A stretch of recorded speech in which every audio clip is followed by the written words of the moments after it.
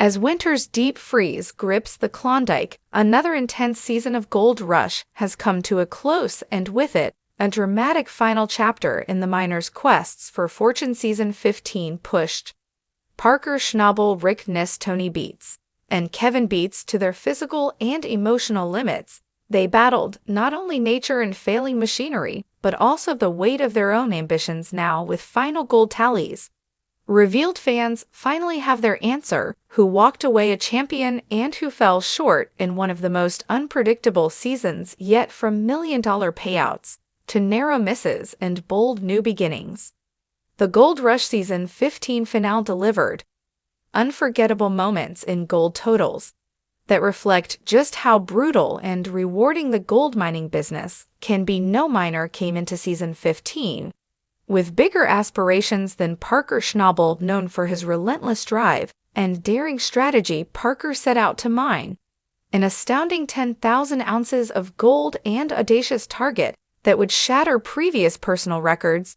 But even for the veteran miner, Mother Nature and underperforming ground had other plans. Early in the season, equipment problems plagued Parker's crew, including breakdowns at his primary wash plants, Bob Roxon and the old-school rock gobbler, simultaneously an unusually early freeze-up and difficult ground at Dominion Creek began eating away at his timeline.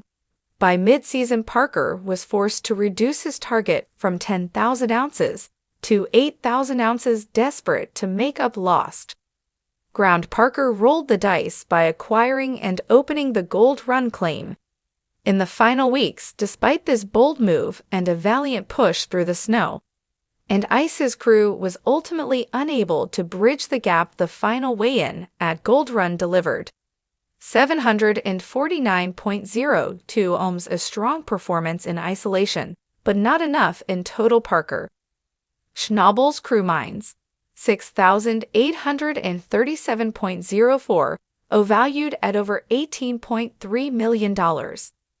His most profitable season ever in terms of revenue. Yet for Parker, it wasn't enough. This is the first time in 14 years I've failed to meet my goal, he admitted, visibly frustrated. It's a hard pill to swallow, but we'll regroup and come back harder next year. Though disappointed, Parker remains undeterred.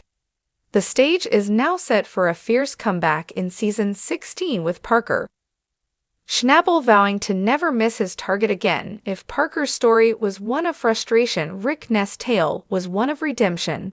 Returning to the gold fields after a year away in personal battles, Rick arrived at the season start with a tight budget, a lean crew, and a risky plan. After reinvesting all his Rally Valley earnings into the promising but largely untested Vegas Valley ground, the pressure was immense. The season didn't go easy on Rick. Frigid temperatures, broken machinery, and a leaking water line threatened to sink the operation before it even got going. When a snapped shaker belt shut down the plant early, many feared the worst for Rick's gold total. Then came the finale and a stunning twist at the final weigh-in.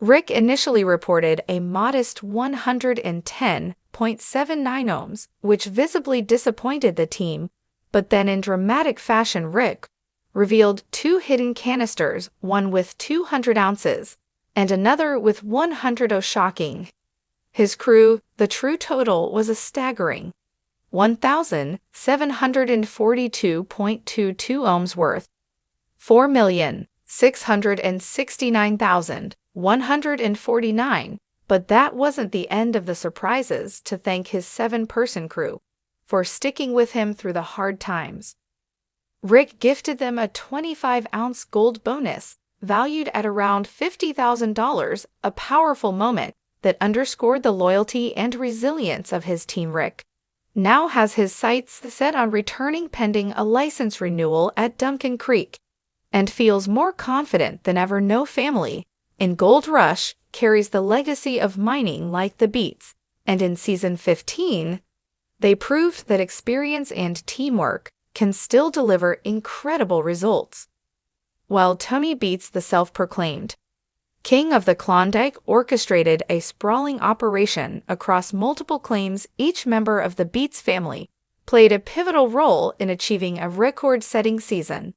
Tony, who spent much of the season delegating and supervising, relied heavily on his children and nephew to keep the soul boxes running across Indian River Paradise Hill and the newly acquired Herald Claim. In a display of operational scale and coordination, the Beets crew delivered gold from multiple plants. Cousin Mike ran the massive sloot at Indian River, yielding 211.88 ohms, worth around $565,000. Son Mike produced 228.07 ounces from his tromlet at Paradise Hill, worth over $600,000. Monica Beets, using the newly operational Herald wash plant, added 46.56 ohms to the season's total. By the end, the Beets family tallied an astounding 5,777.12 ohm, beating their original by over 700 ounces. It marked their most successful season ever, with Tony calling it his best gold total in 40 years of mining. "This is what happens when the family pulls together," Tony said proudly. "This is the best we've done." Period. While Tony celebrated the family's success, his son Kevin Beets was quietly writing his own legacy, breaking away from the family business. Kevin launched a solo operation at Scryer Creek alongside Faith Tang, investing his personal savings into the venture. Kevin's goal was simple: prove he could run a successful mine on his own terms. Things weren't easy. Equipment failures, including a shredded feeder belt, reduced efficiency. Crew members like Chase Drager and Hunter Canning had to leave, forcing Kevin to make do with a bare-bones team. But through grit and determination, Kevin's team pushed through the final 3 weeks of the season. Their final weigh-in delivered 375.80 ounces, valued at over $1 million, with his share of royalties from the Beets family. Claims Kevin's personal season total came in at 1,056.57 ohms, well above his original target. "I wanted to prove I could do this without my dad, and I did," Kevin said with pride. Kevin's breakout season marks the beginning of a new chapter for the youngest Beets miner. Whether he returns to lead his own mine or reunites with the family, one thing is certain: he's now a boss in his own right. In total, the season 15 finale saw a combined gold haul of 15,413.31 ohms, with an estimated value exceeding $41.1 million.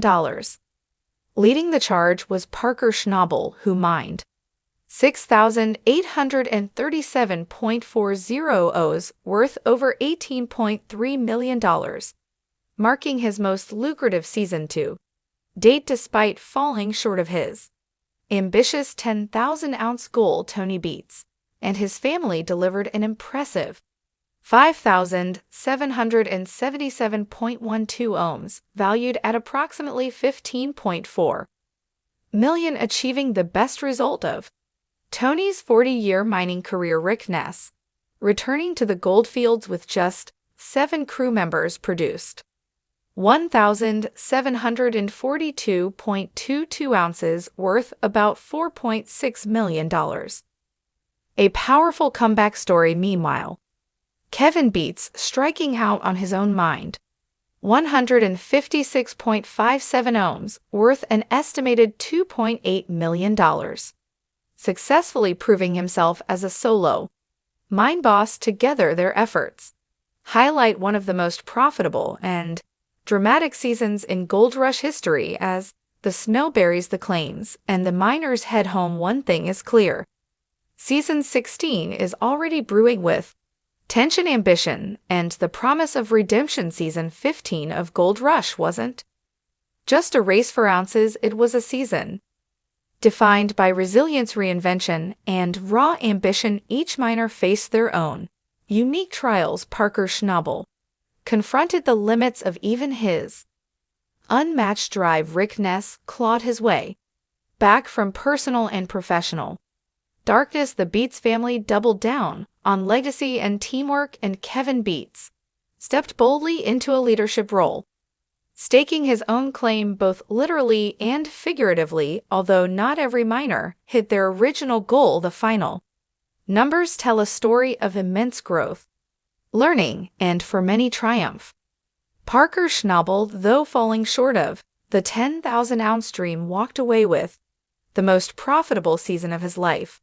Proof that even setbacks can be lucrative when backed by vision and hustle. Ness, once teetering on the edge of collapse, proved his doubters wrong with a staggering haul and a crew who believed in him until the end. Tony Beets, the Klondike veteran, saw his decades of experience pay off with a season he calls his best in 40 years, and Kevin Beets, no longer just a member of the Beets legacy, earned his stripes as a mine boss who can stand on his own. As the snow buries the wash plants and the Klondike falls silent, the miners leave behind more than just salt boxes and haul roads. They leave behind new stories of redemption, rivalry, and reinvention.